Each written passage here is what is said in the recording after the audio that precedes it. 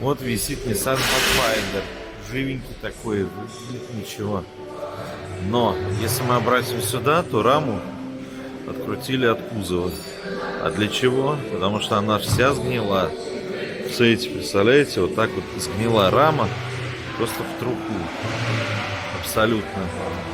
Со всех сторон. И вон там вот. Вот здесь все сгнило.